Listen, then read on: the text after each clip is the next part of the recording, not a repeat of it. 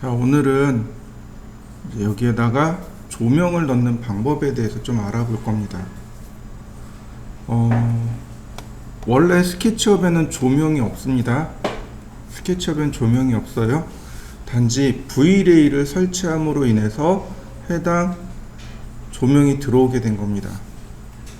보시면 익스텐션에 보시면 V레이에 V레이 라이트라고 해서 이렇게 쭉 있습니다.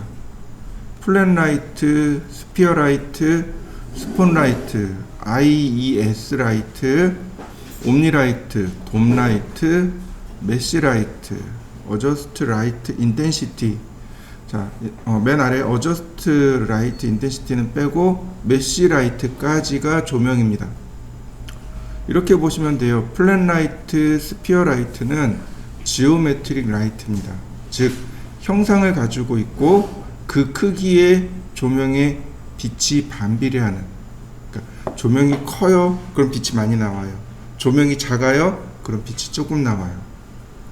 그러나 스폰라이트나 IES 라이트, 옴니라이트, 돔라이트는 그 크기와 상관없이 만들어지는 조명들입니다. 메시라이트는 우리가 만든 모델링을, 모델 오브젝트를 조명으로 바꿔주는 겁니다. 얘도 오브젝트 라이트예요. 가장 많이 쓰는 거 좀 골라주세요. 그러면 거의 다 쓴다고 보시면 돼요. 옴니라이트, 돔라이트 많이 쓰고요. 그 다음 플랫라이트 많이 사용합니다. 스피어 라이트하고 옴니라이트하고 캐릭터가 겹쳐요.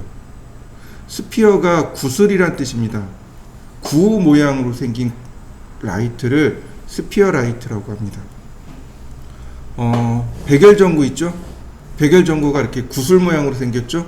네, 맞아요. 그게 스피어 라이트입니다. 그런데 옴니라이트도 백열전구랑 똑같은 역할을 합니다. 그래서 스피어 라이트보다는 옴니라이트를 쓰는 게 옳고, 돔라이트는 선라이트를 대신할 수 있는 게 돔라이트입니다. 태양광을 대신하는 게 돔라이트고, 그래서 플랫라이트, 스폰라이트, 옴니라이트, 돔라이트, 그 다음에 메시라이트. 메시라이트 같은 경우는 아까도 잠깐 설명을 드렸지만 오브젝트를 조명으로 바꿔주는 겁니다. 그렇다면 우리가 광원을 만들기 위해서, 그러니까 조명들을 디자인할 수 있겠죠. 조명 디자인을 여러 개로 할 수 있겠죠. 그 조명 디자인 해놓고 거기에 해당하는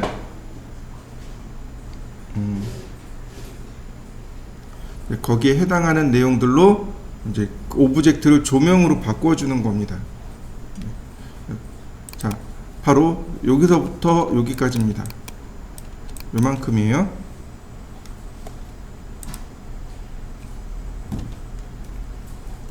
자, 그러면 플랫라이트부터 알아보죠. 플랫라이트는 평면 광원을 플랫라이트라고 합니다.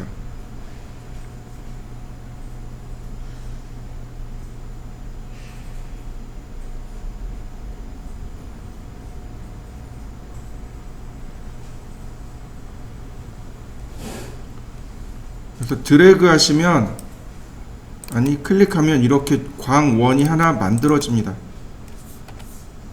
이렇게 광원이 이와 같이 조명이 하나 만들어져요. 자, 여러분들도 하나 만들어 보실까요? 플랫라이트이기 때문에, 자, 여기를 조금 감춰 볼까요? 천정을. 자, 플랫라이트이기 때문에 이렇게, 얘는 앞뒷면이 존재합니다. 이렇게 하얀색이 앞면이고 이렇게 회색이 뒷면입니다. 여기 보시면은 하얀색이 있고 회색이 있죠. 여기가 앞면이고 여기가 뒷면입니다. 이거요, 선택한 다음에 오른쪽 버튼 누르면 리버스 페이스라고 있습니다. 리버스가 되돌리다 란 뜻이죠. 면을 되돌리다, 면을 돌리다. 그러니까 리버스 페이스를 이용하면 이렇게 면을 회전시킬 수 있습니다. 얘도 마찬가지로 리버스 페이스, 그러면 면이 이렇게 위아래로 뒤집어지게 됩니다.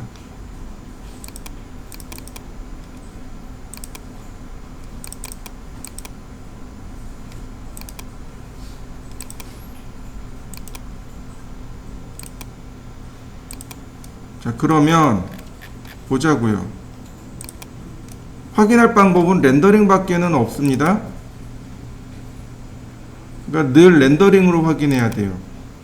자, 렌더링을 확인하려면 자, 세팅으로 들어갑니다. 에셋 에디터에 이 당구공, 요게 VLA 에셋 에디터입니다. 에셋 에디터에 세팅을 누릅니다. 그러면 렌더링 옵션을 지정할 수 있어요. 이거는 외우셔야 돼요. 나중에 다시 설명드리긴 하겠지만 지금은 무조건 외워서 씁니다. 인바이런먼트에서 인바이런먼트 값에 인바이런먼트 오버리드에 GI 값을 활성화시켜 줍니다. 스카이라이트죠. 얘네들을 활성화시켜 주면 이제 GI 값이 들어가게 돼요. 자, 레이트레이스에서 얘는 캔물럼으로 바꿔줍니다. 바로 이 부분이에요. 캔물럼으로 바꿔줍니다.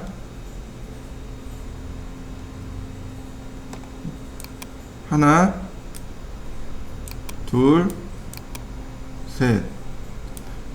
자, 요 정도. 딱 요 정도만 바꿔보세요. 몇 가지 더 바꿔야 되는데 일단 딱 여기까지. 그리고 주전자 그림 있습니다. 얘를 눌러서 렌더링. 그러면 이렇게 조명이 만들어지는 걸 볼 수 있습니다.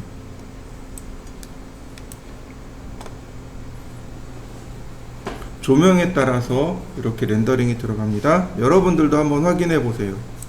보시면 조명이 이 위쪽으로 이렇게 올라가는 걸 알 수 있어요. 면을 뒤집어서 해결할 수 있는 건 아니고 이거는 결국은 뭘 해야 되는 거예요? 로테이트를 해야 됩니다. 자, 로테이트를 이용해서 뒤집어 보겠습니다.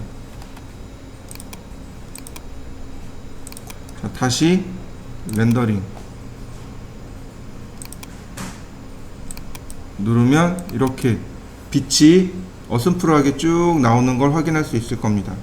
여러분들도 이렇게 빛이 위가 아니고 아래쪽으로 내려올 수 있도록 조명을 다시 배치한 뒤에 렌더링을 해서 확인해 보세요. 그러면 이렇게 지금 렌더링을 했는데 화면에서 보시다시피 굉장히 흐릿하죠? 이것을 올릴 수 있는 방법이 몇 가지가 있어요. 한 3가지, 4가지가 있습니다. 첫 번째는 카메라를 조절해서 밝기를 조절하는 방법이 있고, 두 번째는 여기 있는 GI 값을 조절해서 밝기를 바꾸는 방법이 있고, 세 번째는 조명의 밝기를 아예 바꿔버리는 겁니다. 자, 에셋 에디터에 보시면 첫 번째는 재질이라고 했습니다. 두 번째는 라이트고, 세 번째는 오브젝트고, 네 번째는 세팅이고, 다섯 번째는 렌더링입니다. 자, 우리가 지금 라이트를 하니 라이트를 눌러봅시다. 그러면 선라이트가 있고 VLA 렉탱글 라이트가 있습니다. VLA 렉탱글 라이트가 지금 만든 거죠. 선라이트는 원래 있는 거예요. 오토캐드를 스케치업을 실행하면, 그러니까 VLA가 있고 설치되어 있는 상태에서 스케치업을 실행하면 기본적으로 선라이트는 하나 들어가 있습니다. 자, 이번 시간에 VLA 렉탱글 라이트를 실행해 보도록 하죠. 자, 옵션이 요만큼 있습니다. Enable이 가능이란 뜻이죠. 활성화하다, 비활성하다. 얘를 꺼버리면 어떻게 될까요? 조명으로서 더 이상 작동을 안 하겠죠. 즉 다시 말하면 조명 온, 오프의 개념이라고 보시면 됩니다. 지금 보시면 그냥 이렇게 까맣게 나올 겁니다. 그죠? 왜냐하면 조명을 껐으니까.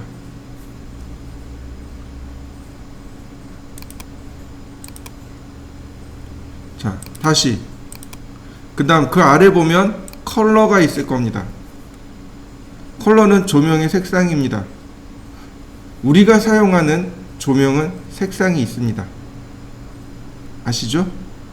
우리가 주광색이라고 해서 사용하는 일반 형광등도 색상이 있어요. 램프의 파장에 따라서 색깔이 조금씩 달라집니다. 주황색 색상이 있고 약간 파란색 색상이 있고 두 가지가 흔하게 돌아다닙니다. 일반적으로는 시중에 파는 거는 약간 주황색이 들어가 있는 주광색이 주로 돌아다닙니다. 사무실에는 약간 파란색 기운이 도는 형광등을 사용하기도 합니다. 근데 대표적으로 이걸 이해 못하는데 대표적으로 이해할 수 있는 게 어디냐면 정육점이요. 정육점 조명이 어떤 색이에요? 다 빨간색이죠. 왜냐하면 빨간색 조명이 있어야 고기가 더 신선해 보이거든요. 그래서 조명에는 다 색상이 있습니다. 조명의 색상을 바꿔주는 거예요. 연한 뭐 미색도 있고 주황색도 있고 파란색도 있고 그래요. 근데 대체적으로 우리 눈은 그냥 흰색으로 인식을 합니다. 자, 텍스처는 넘어가도록 하고요. 인텐시티라는 거 있습니다. 인텐시티는 바로 얘가 조명의 밝기입니다. 앞으로 인텐시티라는 말이 나오면 인텐시티가 무슨 뜻이냐면 색이란 뜻이에요. 빛의 색이, 그림자의 색이 혹은 조명의 색이, 빛의 색이, 이 세기가 인텐시티입니다. 인텐시티 30 정도의 색상으로, 그러니까 밝기로 지금 나오고 있는 거고, 유니트랑 같이 보세요. 유니트를 보시면 루미너스 파워가 있고 루미넌스가 있고 라디언스 파워가 있고 라디언스가 있고 그 다음에 일반 스칼라가 있고. 자, 루미넌스 조도죠. 그 다음 루미넌스 파워는 와트죠. 네, 조도 대 와트로 따지는 겁니다. 해당 조도가 얼마만큼 나갈 거냐 혹은 와트가 몇 와트짜리로 나갈 거냐 이런 얘기인데 보통 그냥 인텐시티 써버리면 돼요. 그리고 이 인텐시티 값을 배수로 조절하시면 됩니다. 30 다음에 60이죠. 이렇게. 혹은 줄일 거면 15 이렇게 0.5 2분의 1씩 늘릴 때는 곱하기 2로 줄일 때는 2분의 1로. 자, 지금 어두우니까 60으로 바꿔보겠습니다. 다시 렌더. 조명이 밝아지는 거 보이시나요? 여러분들도 밝기를 조절해서 렌더링을 해보세요. 인텐시티를 이용해서 조명의 밝기를 조절하시면 됩니다. 루미넌스 파워나 혹은 라디언트 파워를 이용해서 렌더링을 걸어도 역시 마찬가지로 빛은 밝아지게 될 거예요.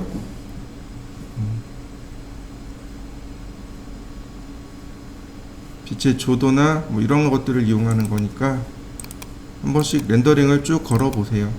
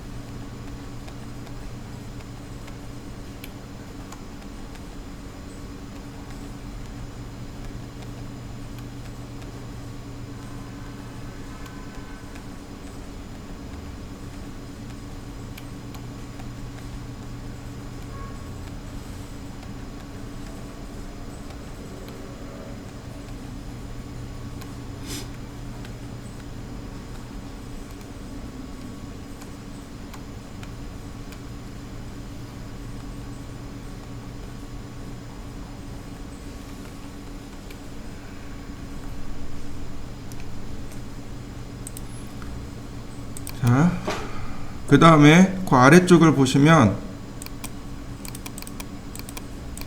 렉탱귤러가 그러니까 쉐입이 있습니다. 쉐입은 형태란 뜻입니다. 형상, 형태란 뜻이고 그 형태가 두 가지입니다. 렉탱글하고 엘립스하고. 렉탱글은 사각형이란 뜻이고 엘립스는 타원이란 뜻이죠. 네, 타원이면 원도 함께 포함이 되어지고 있는 거죠. 타원이나 원이나. 네, 보통 렉탱글 많이 사용하고요. 그 다음에 나머지는 특별한 내용은 없지만, 자, 인비저블. 지금 보시면 여기 광원이 이렇게 나와 있습니다. 자, 다시 한번 볼까요? 렌더링을 하면 이렇게 광원의 모양이 여기 나옵니다. 그죠? 인비저블, 비저블. 인비저블은 감추다, 비저블은 보이다. 다시 말하면 인비저블을 눌러버리면 이 조명원이 감추어지는 겁니다. 다시 렌더링을 해볼까요? 자, 어떤가요? 조명원이 감춰진 거 보이시나요? 자, 여러분들도 한번 렌더링 해보시죠. 그 다음 더블 사이드. 더블 사이드는 양면이란 뜻이죠. 그러니까 조명이 여기 사각형이 있는데 우리가 일방 한쪽 방향으로만 나오는데 양방 이렇게 두 군데 방향으로 같이 쓸 수 있는 걸 더블 사이드라고 합니다. 자, 더블 사이드를 놓고 렌더링을 해보세요. 그러면 광원으로부터 두 군데의 방향으로 나갈 겁니다. 이렇게요. 광원이 두 군데로 조명이 이렇게 나가는 걸 확인할 수 있습니다.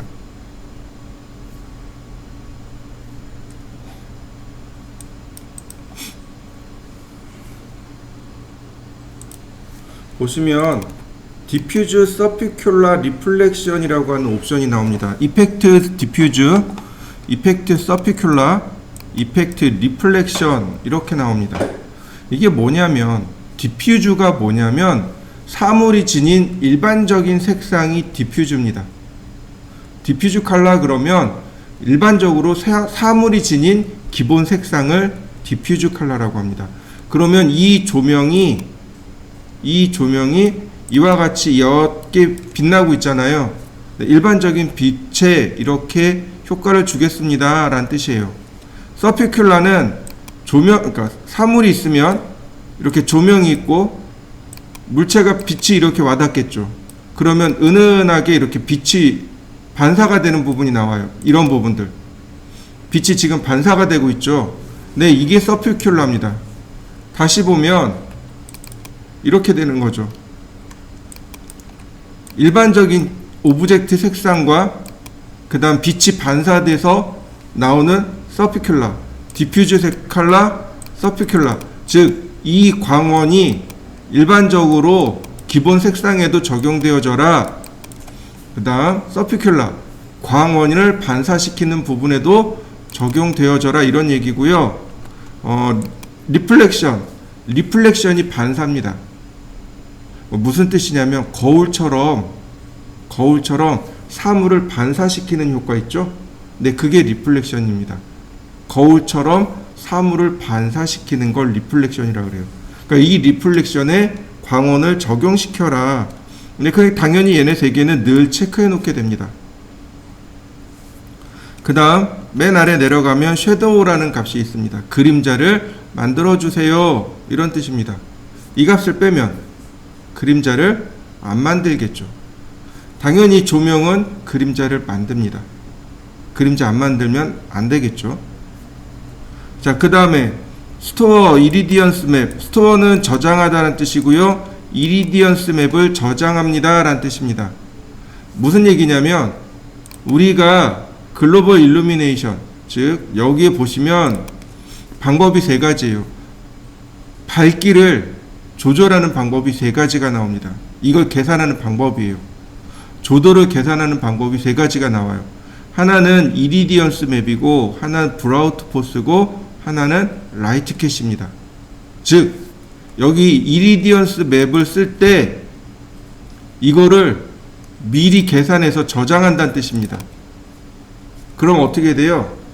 렌더링 속도가 빨라지게 됩니다. 이게 스토어 이리디언스 맵의 역할입니다. 이리디언스 맵은 우리나라 말로 하면 조도 보관법입니다. 무슨 얘기냐면 광원이 여기 있죠.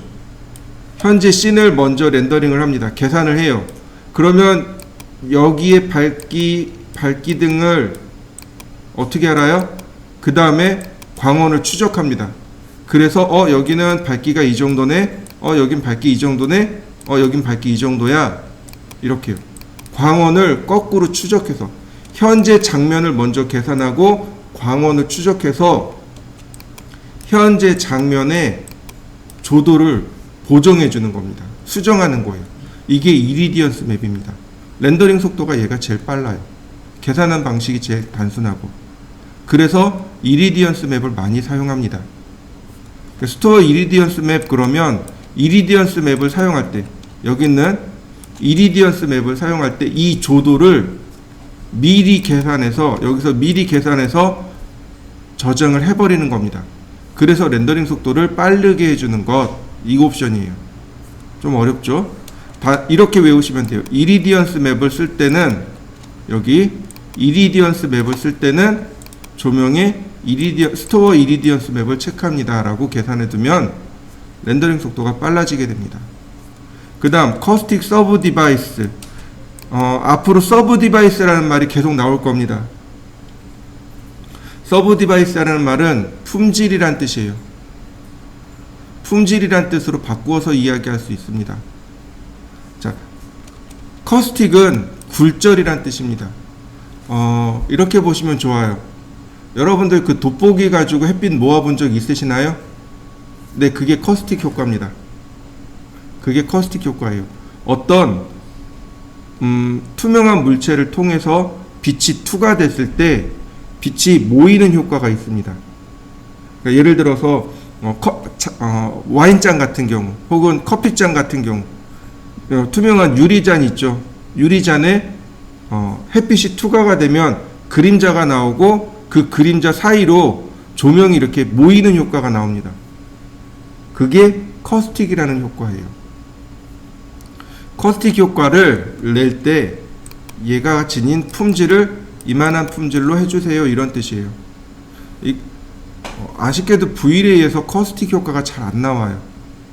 일단은 그냥 이 정도만 알고 넘어가시면 좋을 것 같습니다. 자, 그러면 이렇게 플랫 라이트를 통해서 한번 조명을 바꿔보세요. 한 90까지 올려볼까요? 그러면 조명이 훨씬 더 밝아질 겁니다. 자, 여기에 세팅으로 가면 GI 값 있죠? 이 GI 값도 올려보세요. 30으로. 그럼 많이 밝아질 겁니다. 그림자가 많이 사라지고 이렇게 많이 밝아지는 걸 알 수 있습니다. 자, 두 가지 값을 바꾸어 가면서 렌더링을 한번 해보세요.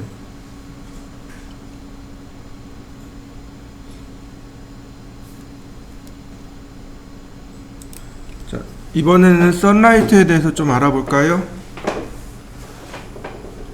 스케치업에서 기본 조명은 선라이트니까 선라이트에 대해서 좀 알아보죠. 자, 선라이트입니다. 전 새로 오픈했어요.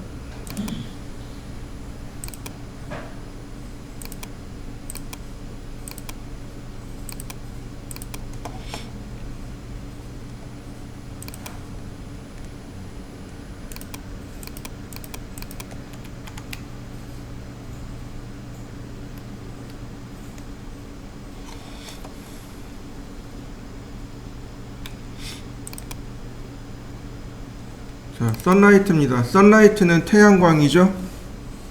자, 당연히 이네이블 체크해야 선라이트가 적용이 되겠죠. 이걸 꺼버리면 안 나오겠죠. 그러면 태양의 위치는 어떻게 조절할까요? 우리 이거 배웠어요.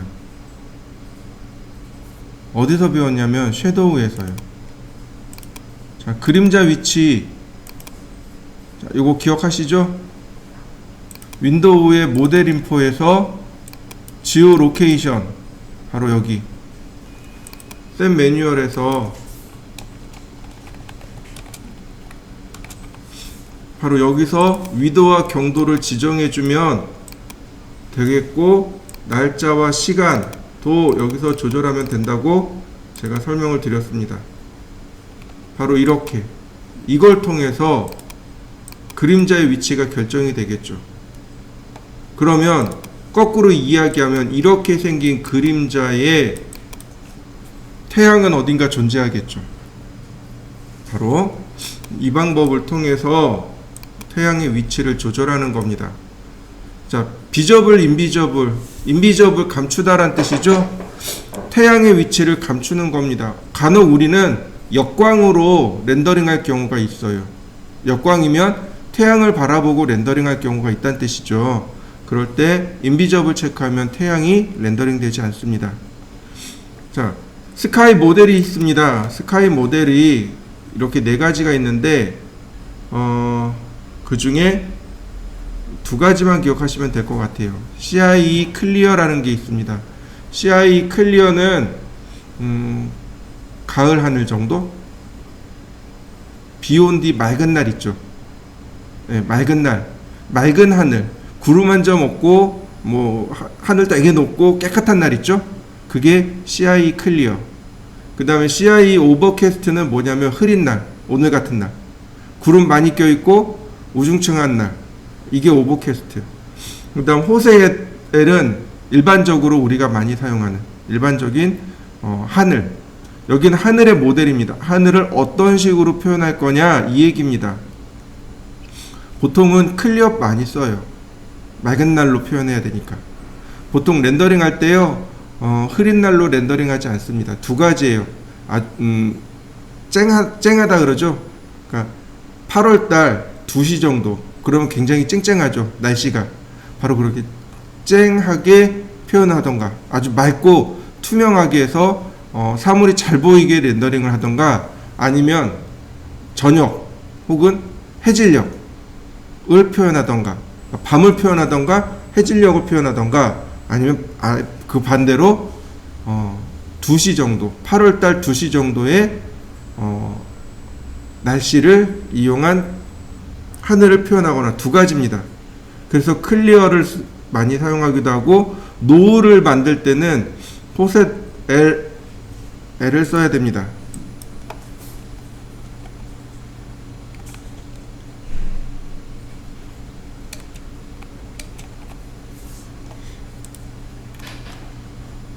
자, 그리고 트러비티는 먼지입니다. 먼지의 농도예요. 하늘에 먼지가 낄 수도 있고 안 낄 수도 있죠. 이 수치가 높으면 높을수록 어떻게 돼요? 먼지가 많겠죠.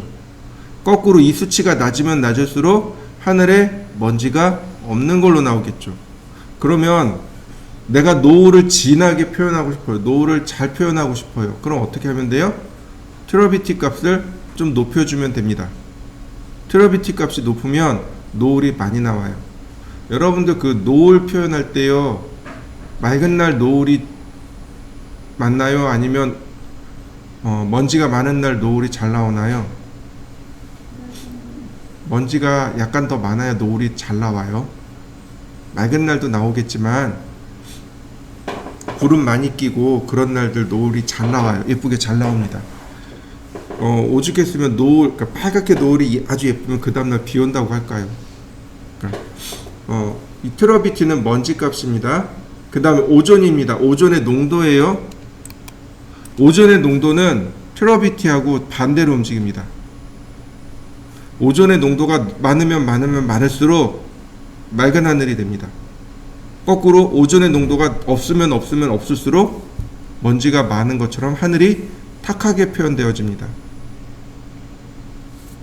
그러니까 트러비티와 오존은 거꾸로 움직인다고 보시면 돼요.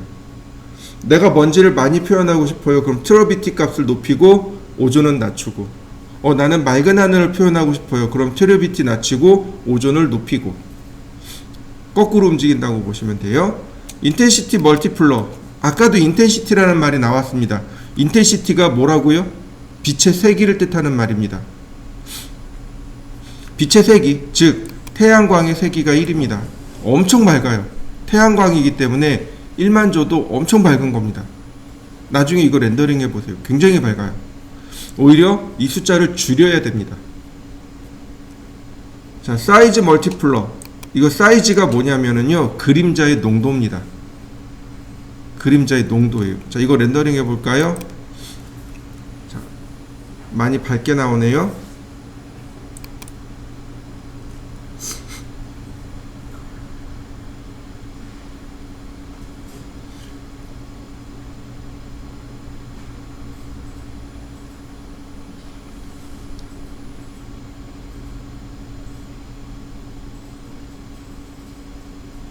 자, 사이즈 멀티플러 값을 조절해 보겠습니다. 자, 예를 들어서 0.2로 놨습니다. 바뀌나요? 별로 안 바뀐 것 같은데.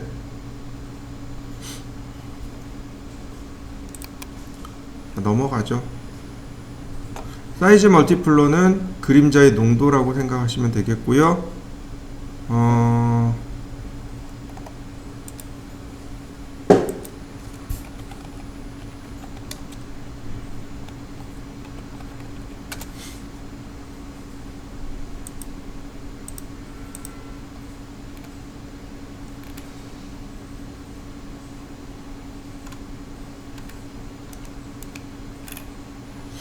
자, 그 다음에 밑으로 조금만 더 내려갑시다. 알베도 값. 자, 뭐 디퓨즈 값 적용하라는 얘기고, 서피큘라 적용하라는 얘기고. 자, 섀도우 바이스라는 게 있습니다. 섀도우 바이스. 섀도우 바이스가 있고, 자, 이거 여기서 이렇게 볼까요? 섀도우 멀티플러를 조금 더 크게 해보죠. 이게 그게 아닐 거예요. 농도가 아닐 거예요. 맞나?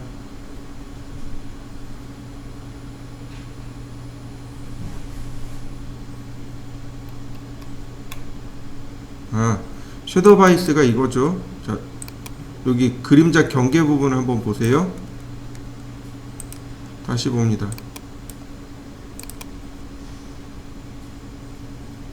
경계가 이렇게 뚜렷해지는 거 보이시죠? 경계를 보세요. 경계를. 경계가 또렷해졌나요? 여기 경계. 경계가 또렷하죠? 섀도우 바이스를 높였습니다. 렌더링. 그러면 경계가 흐리멍텅해질 거예요. 흐릿해질 겁니다. 이게 자연스러운 그림자죠. 오브젝트, 사물과 가까이 있으면 그림자가 뚜렷한데, 사물에서 그림자가 멀어지면 그림자가 이렇게 흐려지죠. 네. 사이즈 멀티플러. 그림자의 농도가 아니고 사이즈 멀티플러. 그림자의 여기 경계. 그 다음에 밑으로 쭉 내려가면 섀도우 바이스. 섀도우 바이스는 뭐냐면 사물하고 그림자하고 이렇게 딱 붙어 있는데 이거를 이렇게 조금 띄울 수 있습니다. 사물하고 그림자의 간격을 이렇게 띄울 수 있어요. 여기서 표시가 될려나 모르겠는데, 여기 용량이 커가지고 체크가 안 되네요. 다시 보죠. 뉴, 아니요. 자, 렉탱글, 서클, 아니, 렉탱글, 푸시 앤 풀. 자, 렌더링.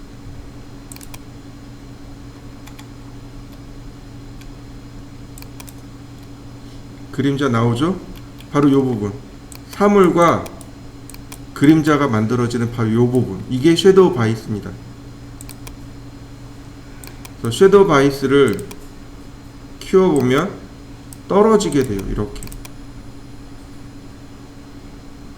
조금 떨어진 게 보일 겁니다.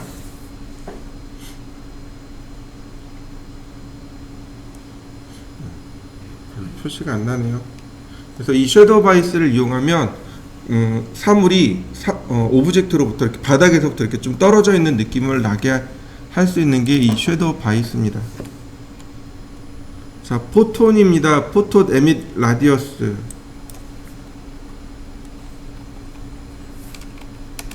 포톤은 빛의 입자라고 생각하시면 돼요. 포톤은 빛의 입자라고 생각하시면 돼요. 그 입자의 반경입니다. 빛 입자의 반경이에요. 그러니까 빛이 이렇게 하나 딱 와닿으면, 예를 들어서 빛이 딱 와닿으면 요만큼 좀 밝아졌다가 사라지겠죠. 바로 그 반경이라고 보시면 됩니다. 예를 들어서 얘가 작으면, 자, 작게 해봤습니다. 그럼 어떻게 돼요? 빛이 딱 와닿아서 그러니까 예를 들어서 2mm만큼 빛이 나왔다 사라지면 얼럭덜럭해지겠죠. 이거 가지고 표현이 될까요? 자, 다시 오픈해 보죠. 자, 얘를 가지고 다시 한번 보죠.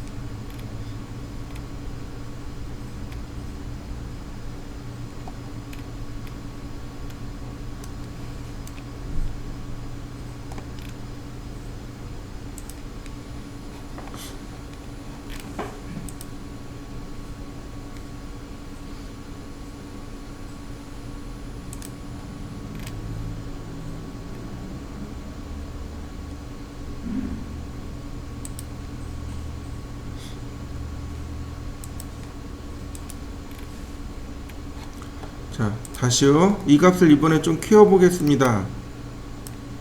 아이고, 얘 아닌데. 자, 아까는 50이었지만 이번에 100으로 좀 키워보죠. 그러면 이게 포톤 렌더에서 할 거라. 브라우토포스. 그러면 품질이 조금 더 달라지게 되겠죠. 아무래도 빛의 입자가 커지니까 아무래도 퀄리티가 좀 달라지겠죠. 이렇게 입자에 따라서 빛의 입자를 조절하는 게 포톤 에밋 라디어스입니다.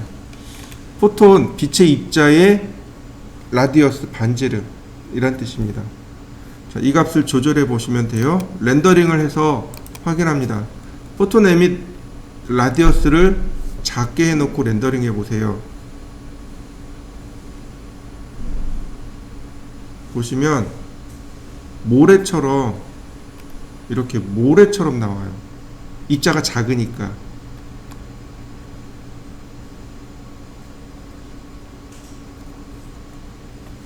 여러분들도 한번 렌더링을 해보세요. 빛의 입자가 하나가 딱 와 닿아요, 사물에. 그러면 빛이 요만큼 싹 밝아졌다가 어두워집니다. 요게 에밋 라디어스예요. 그러니까 이 반경이, 이 반지름이 작으면 어떻게 돼요? 지금처럼 이렇게 모래알처럼 이렇게 렌더링이 돼요. 모래알처럼. 이렇게 모래알처럼 나옵니다. 근데 에밋 라디어스가 커지면 빛의 입자가 딱 와닿고 이만큼 들어가는 거죠. 와닿고 이만큼 들어가는 거죠. 그러니까 서로 중복되니까 어떻게 돼요? 조금 더 퀄리티가 올라가겠죠. 그림자의 퀄리티가. 한번 확인해 보시죠. 자, 이번엔 스피어 라이트입니다.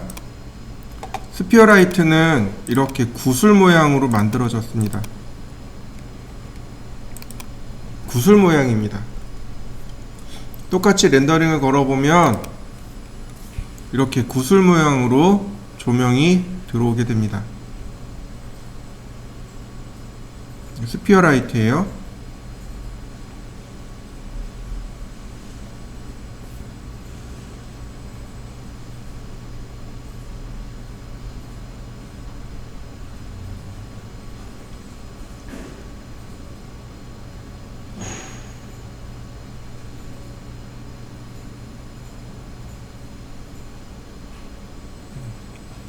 얘가 스피어 라이트입니다. 마찬가지입니다. 에셋 에디터에서 조명을 살펴보면 스피어 라이트에서 이렇게 옵션이 나와요. 똑같습니다. 대부분의 옵션이 다 똑같아요. Enable, Color, Intensity, Unit, Invisible, 그 다음 Store Irradiance Map, Caustic Subdevice, Shadow 똑같습니다.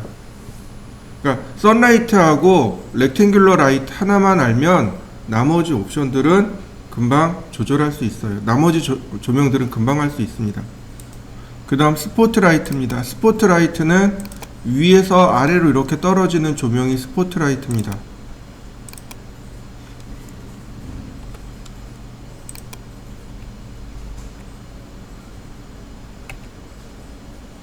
이렇게 생긴 게 이제 스포트라이트인 거죠.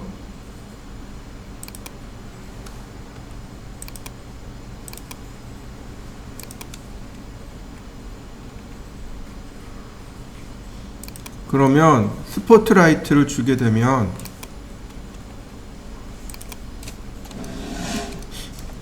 요 부분만 밝기가 들어가겠죠. 렌더링을 하면 자, 이와 같이 요 부분만 조명이 들어가게 됩니다. 스포트라이트예요. 보통 이게 벽에다가 이렇게 쏘아주는 조명을 스포트라이트라고 하죠. 자, 스포트라이트는 옵션이 조금 달라요. 앵글이라는 값이 하나 더 들어가 있습니다. 나머지 값들은 똑같습니다. Enable, Intensity, 자, 그 다음에 이펙트 효과, 섀도우 똑같습니다만은 앵글이라고 하는 것과 디케이라고 하는 것이 들어가 있습니다. 먼저 디케이부터 볼까요? 디케이는 감쇄란 뜻입니다. 감쇄. 즉 빛이 광원에는 굉장히 밝아요. 근데 거리에 따라서 어떻게 되나요? 점점 흐려지죠. 여러분들 밤중에 랜턴 들고 이렇게 딱 나가면 항상 밝은 건 아니죠. 내 앞에만 밝고 멀리 가면 어떻게 돼요? 그 빛이 멀리까지 전달이 안 되죠. 근데 바로 그게 감쇄입니다. 빛이 앞에는 밝고 일정한 거리에 따라서 빛이 소멸되어지는 것, 그걸 감쇄라고 합니다. 어떻게 넣을 거냐 이거죠. 라이너, 그냥 거리에 따라서 거리에 비례해서 란 뜻이고, 인버스 스퀘어는 거리에 제곱으로 비례하는 겁니다. 제곱으로 반비례해서 란 뜻이에요. 그리고 인버스는 반비례해서 란 뜻입니다. 인버스 하면 훨씬 더 빨리 빛이 소멸이 돼 버립니다. 이렇게요. 선라이트도 끄고, 자 보시죠. 거의 빛이 없는 것처럼, 안 들어간 것처럼 보이죠? 그만큼 빨리 소멸해 버린 겁니다.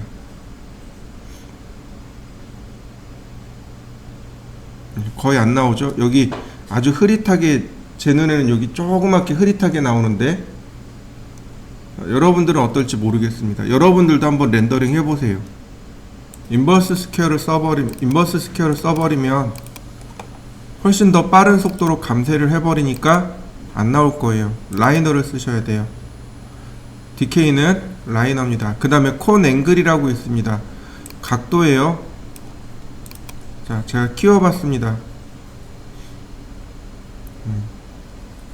너무 크게 넘어갔나 보다.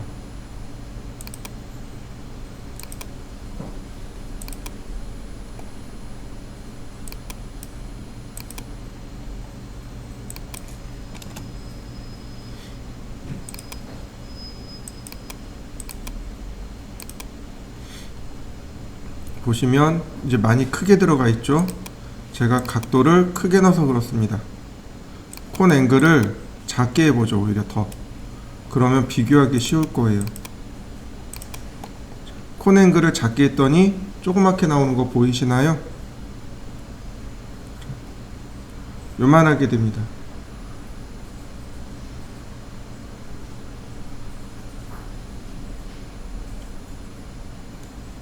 자, 콘 앵글을 조금만 더 키워볼까요? 아니다, 한 2 정도로, 2배 정도로. 그러면 각도가 조금 더 넓어지는 걸 확인할 수 있습니다. 여러분들도 콘앵글 값을 조절해서 확인해 보세요.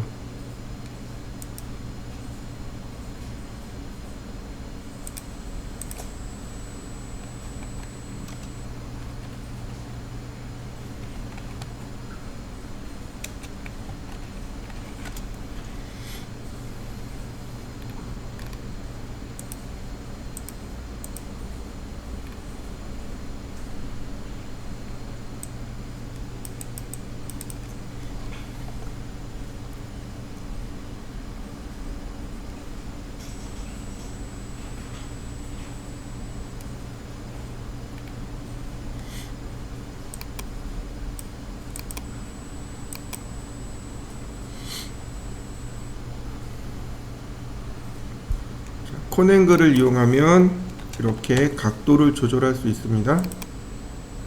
각도를 조절할 수 있어요. 콘이 지닌 각도입니다. 확인해 보세요. 끊임없이 렌더링 해야 돼요.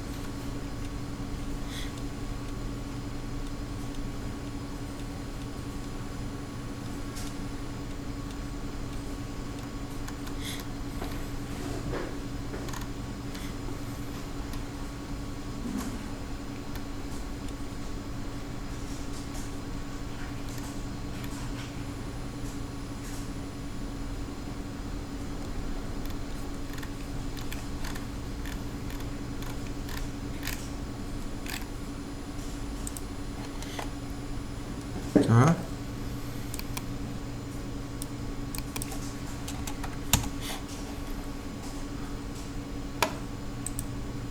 그리고 푸넘바 팔로프라는 것이 있습니다. 역시 마찬가지로 라이너로, 즉 거리에 따라서 비례해서 스무스하게 사라지게 합니다 라고 하는 옵션이 하나 더 있습니다. 이렇게요. 콘앵글, 그 다음 감쇄, 푸넘바 팔로프. 그래서 이렇게 스무스하게 감추어지는 역할을 하게 됩니다.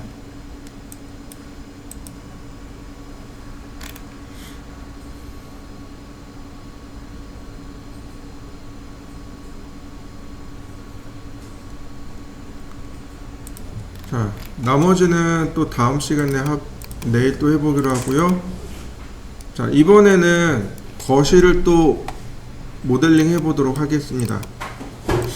파일 메뉴에 임포트, 그 다음에 거실 평면도를 먼저 불러옵니다. 항상 레이어부터 작업해 주세요. 자, 2D 평면도. 자, 그 다음에 전부 분해합니다. 익스플로드. 아니, 분해하기 전에 확인부터 해볼까요? 자, 센터. 네, 센터는 감추어져도 될 것 같습니다. 단열재는 네, 감춰져도 될 것 같고요. 치수 감춰져도 되고, 마감.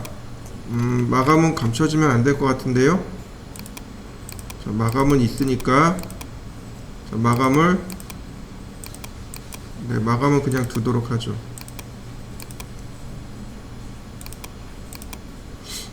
그 다음 퍼니처 가구니까 안 되겠고, 해치.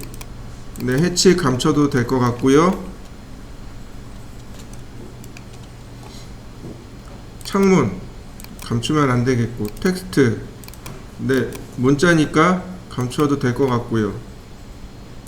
나머지는 한글로 된 레이어는 필요 없으니까 나머지는 삭제하도록 하죠.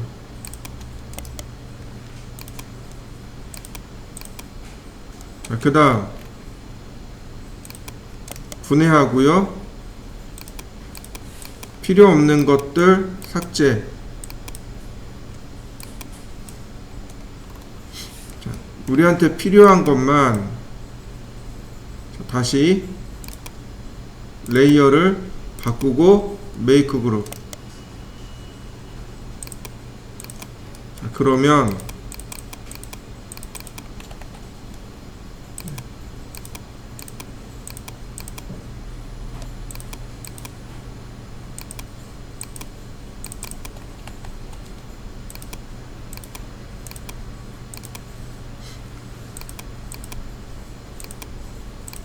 그러면 2D 평면에 다 들어가겠군요.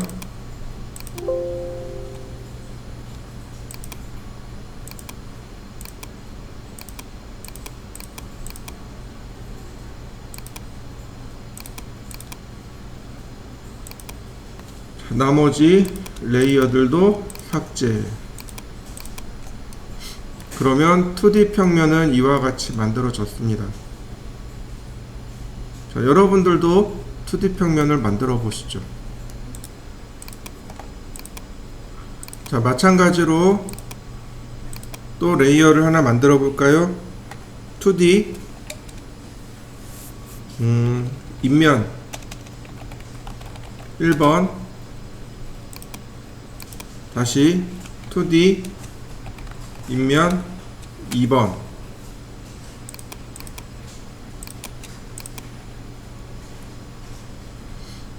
또 모르니까 2D 인면 3번. 제가 이렇게 3개를 만들고 다시 임포트.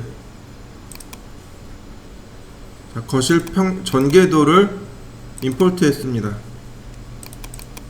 네, 3장이네요. 자, 2D 평면도는 감추도록 하고요. 보시면 인면이 3개입니다. 그러니까 인면 레이어도 3장이 필요합니다. 역시 마찬가지로 필요 없는 부분들은 일단 감춥니다. 필요 없는 건 감추세요. 자, 중심선이 여기선 지워지면 안 되겠군요. 컬럼은 안 되겠고, 그 다음에 치수,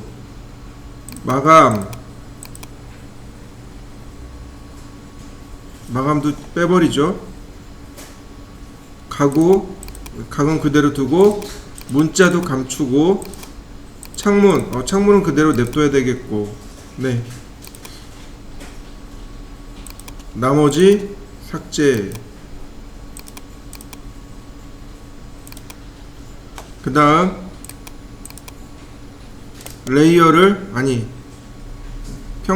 인면도를 분해하고 필요 없는 부분들은 즉시 삭제하고,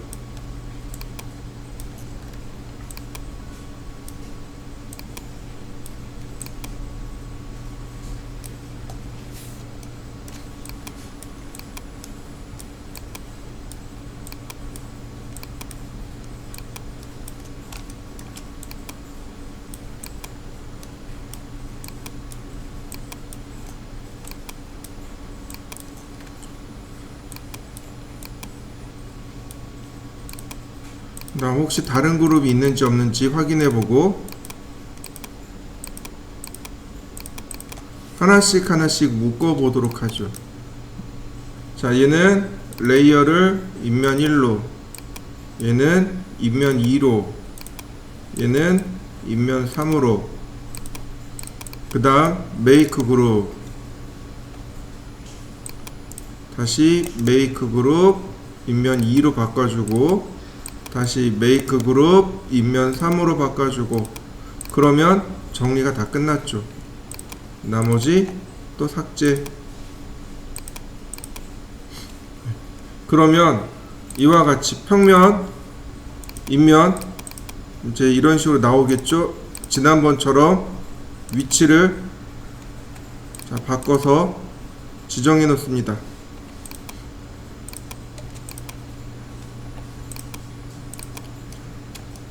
먼저 이렇게 배치를 하고, 여기까지 한번 해보시죠. 배치하는 것까지. 자, 배치를 했으면 그 다음에 이제 작업을 해야 되겠죠. 여기는 입구고 여기는 얘입니다. 이쪽은 큰 창이에요. 그러니까 이 큰 창이 여기가 아니고, 큰 창이 여기가 아니고 이쪽입니다. 이해되시죠? 자, 그 다음에 오른쪽이 앞쪽이고 이 왼쪽이 뒤쪽입니다. 얘도 마찬가지예요. 왼쪽이 앞쪽이고 여기가 이 뒤쪽이 되는 거고, 네, 얘는 이대로 두면 되겠네요. 자, 로테이트로 먼저 확인을 하죠. 로테이트 이렇게 90도, 다시 로테이트 90도, 다시 로테이트. 항상 화살표를 이용해서 방향을 지정해 주시고,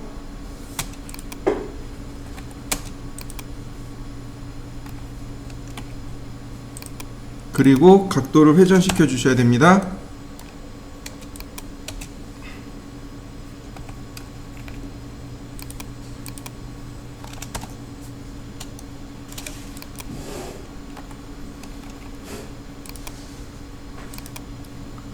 자, 이렇게요. 그래야 작업이 편해요. 이동 툴로 이동을 할 건데,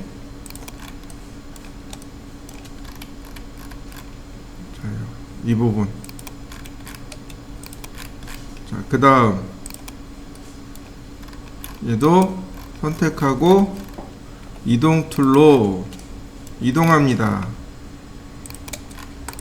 자, 마찬가지로 선택하고 이동 툴로 이동합니다. 그러면 모양이 완성이 됩니다. 우리가 이쪽에서 바라보기 때문에 앞쪽에 있는 이 벽과 이 장식장은 안 그립니다. 장식장 안 그릴 거예요. 자, 그러면 여기다가 우리가 3D 벽면이라고 레이어를 만들고, 그리고 비로소 이제 레이어를 만드시면 되겠죠. 오브젝트를 만들면 됩니다. 마감선 안 그릴 겁니다. 이건 여러분들 편하신 대로 하세요.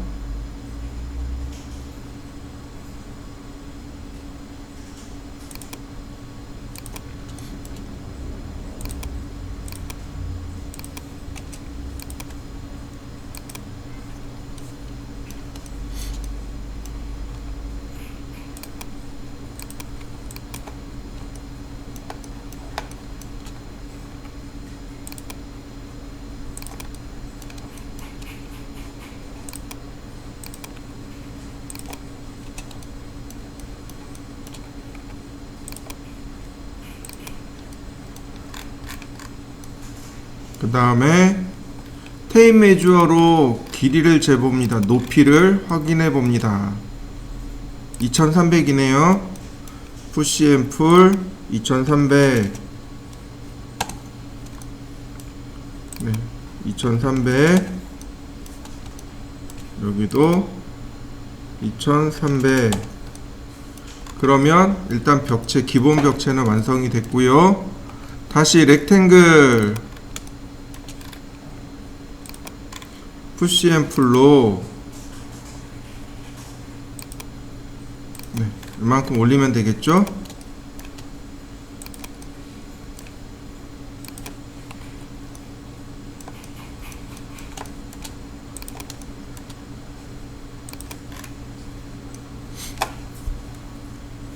네. 위에 또 렉탱글로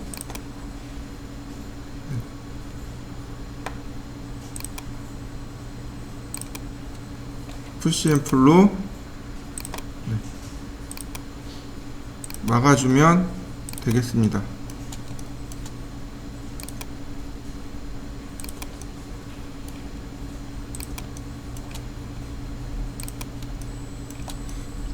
자, 됐고, 그 다음 이쪽도 마찬가지겠죠?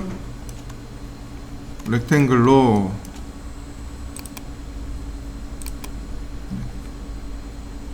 푸시 앤 풀로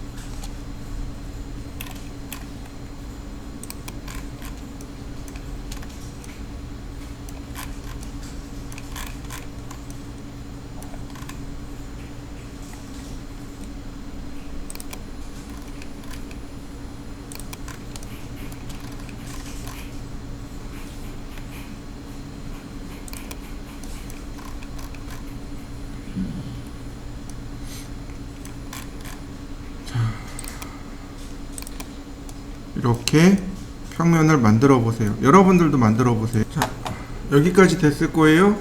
그 다음에 바닥, 천장, 그 다음에 유리창을 만들면 기본이 되겠죠. 먼저 3D 창문, 3D 창문 레이어 선택하고 벽면 감추고 필요없는 인면들 감추면 되겠죠. 나한테 필요한 것만 띄워놓고 작업하면 됩니다. 렉탱글, 그 다음 푸시 앤 풀 150mm,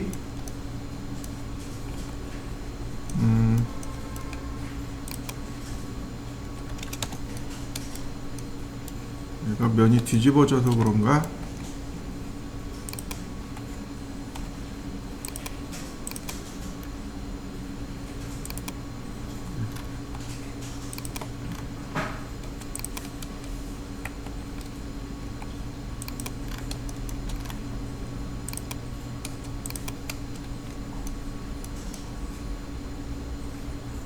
그 다음 트리플 클릭.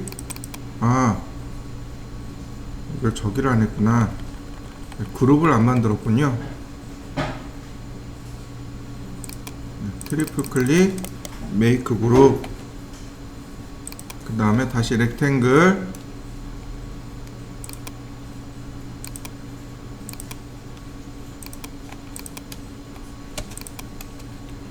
그 다음 푸시 앤 풀 150, 트리플 클릭, 메이크 그룹. 다시 렉탱글,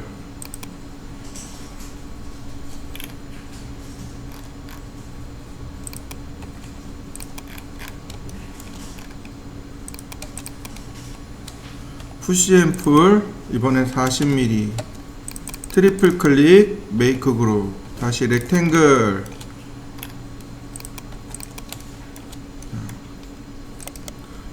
메이크 그룹, 그 다음 이동하기 2개 동시에 선택하고 메이크 그룹. 그 다음 여기도 다시 라인을 하나 그려야 되겠죠. 렉탱글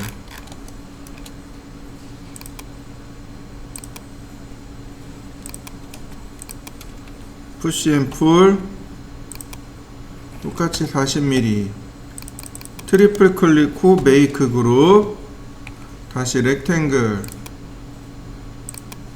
트리플 클릭 후 메이크 그룹. 그 다음 이동하기 뒤로 이동시켜 놓고 2개 동시에 선택하고 메이크 그룹. 네, 기본은 됐네요. 자, 이동하기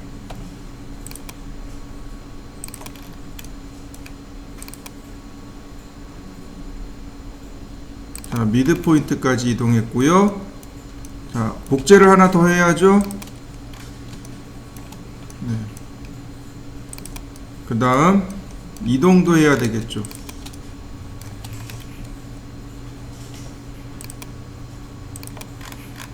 그러면 자, 이렇게 창문이 하나 완성이 됐습니다. 자, 얘는 냅두고 그 다음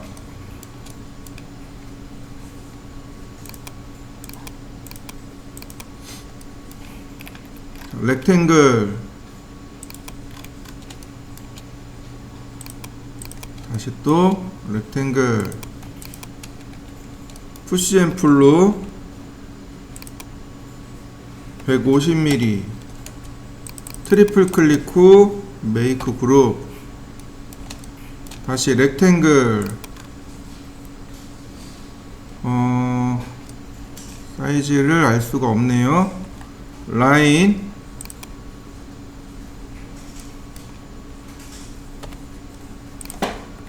렉탱글 다시 라인. 이거는 라인으로 할 수 있는 게 아니네요. 자, 이렇게 라인을 그려볼까요?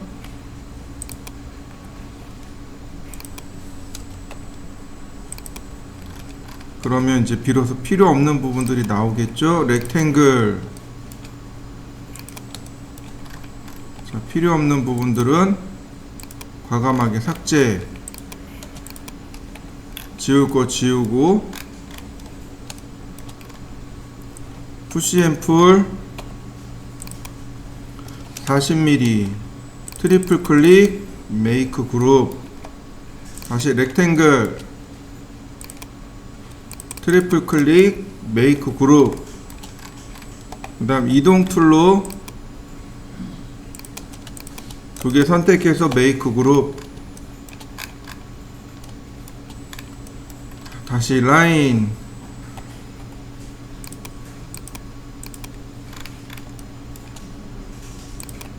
렉탱글로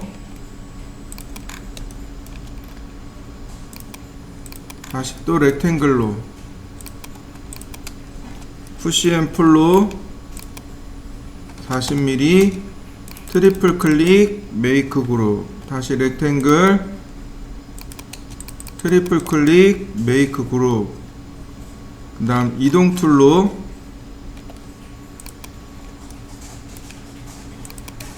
2개 같이 선택하고 메이크 그룹. 자, 위치를 또 지정해야죠. 이동 툴로 미드 포인트로 맞추고 자, 똑같이 이동 툴로 맞추고. 자, 그러면 창문 2개까지는 끝났네요. 벽과 창문 2개까지는 끝났고요. 바닥, 천정, 그 다음에 몰딩이 또 들어가야죠. 자, 몰딩도 만들어 넣어보죠. 3D 몰딩. 자, 선택하고 자, 렉탱글 20, 100 그 다음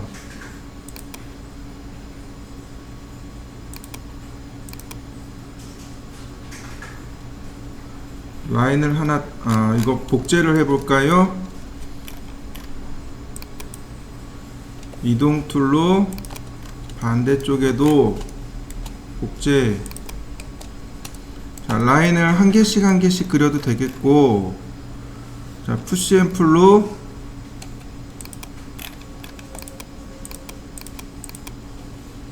얘는 여기까지니까 크게 문제 안 될 거고요. 이렇게. 그 다음에 이 반대쪽은 라인을 따라 그려야 되겠네요.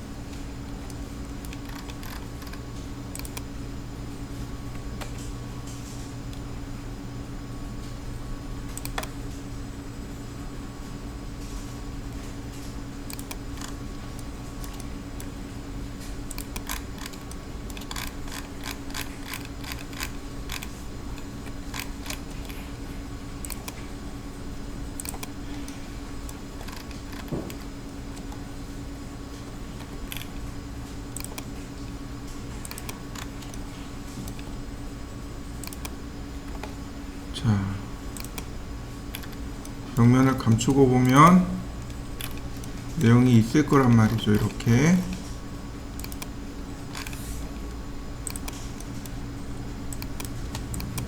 선택하고 팔로우 미. 여기 선이 안 닿은 모양이네요. 근데 닿았는데 팔로우 미. 그럼 여기가 안 닿은 모양이네요.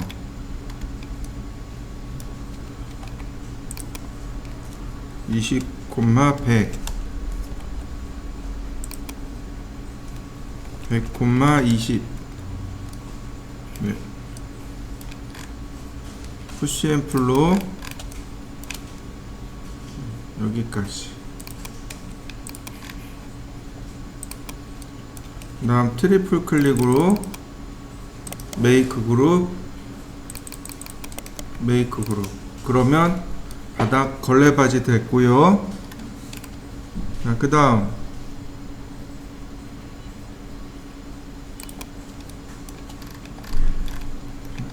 테이프 메주어로 확인해 볼까요? 45mm네요.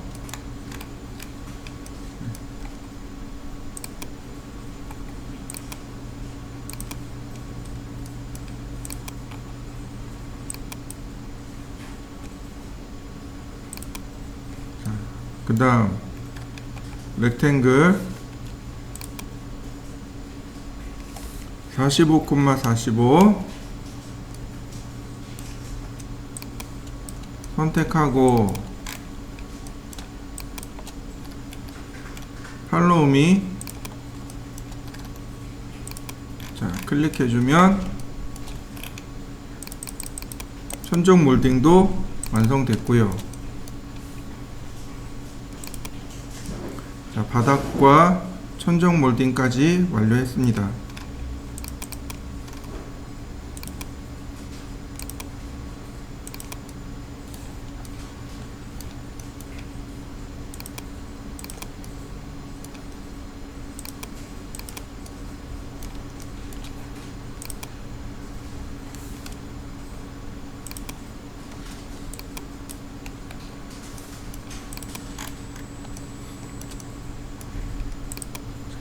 그리고 이번엔 바닥을 만들어 볼까요? 3D 바닥. 자, 레이어 선택하고 렉탱글로 바닥 클릭해주면 금방 바닥은 완성이 됩니다. 뭐 이건 어려운 내용 아니니까. 자, 이제 천정이 문제가 되겠군요. 자, 3D 천정.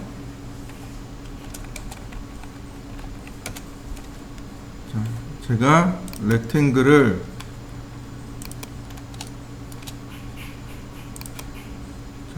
하나, 자, 몰딩도 좀 감춰보고 둘, 자, 제가 천정을 이렇게 몰딩까지 지우고서 한번 만들어 봤습니다. 보통 천정이 요즘 우물 천장 많이 쓰죠? 그러니까 우물 천정을 좀 만들어 볼까 해요. 그러니까 천정을 어떻게 해야 돼요? 천정을 조금 이렇게 올려야 되겠죠. 보통 우물 천장 그러면 한 200mm 정도 위로 올라가거든요. 얘는 300mm 풀앤푸시로, 그 다음 렉탱글로,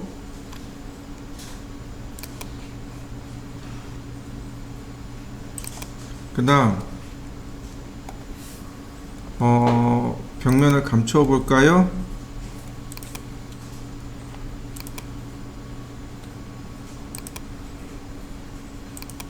옵셋으로, 이제 옵셋으로 이렇게 주면 되겠죠. 자, 얼마를 주면 좋을까요? 한 500? 더 줘도 되겠네요. 한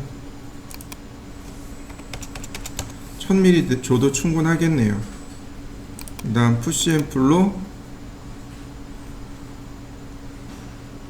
한 200mm만. 그러면 이렇게 우물 천정이 그냥 만들어지겠죠.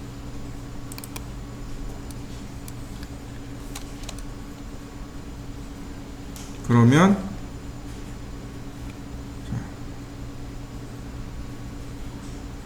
나머지는 이제 가구들을 불러다 놓는 거죠. 나머지 가구들 이제 3D 웨어하우스를 통해서 불러오시면 되겠습니다.